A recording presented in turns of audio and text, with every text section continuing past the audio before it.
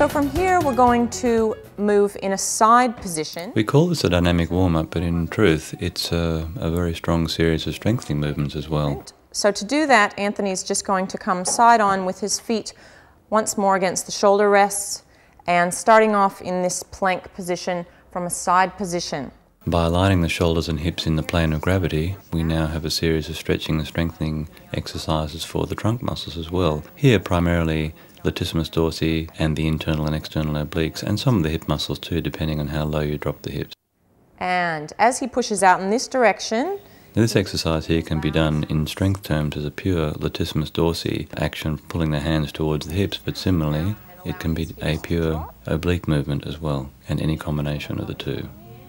And coming up again, and as he brings the carriage in, he goes into flexion this way. So he's just moving in lateral flexion. As he pushes out, he can let the hips sink down. That suspended movement we're looking at now is actually a very nice stretch for the lats and the pecs too, if you allow the shoulder to come up high next to the ear the way Anthony's doing it. It's actually full vertical movement of the whole shoulder girdle. Do that. And we can also do a contraction in this position as well. So if I place my hand on his hip here, he can try and come up against me. So I hold him in position as he provides resistance upward. Count of 5, 4, 3, 2, and 1. We relax off, and he can sink down or try to sink down a bit deeper in that stretch position.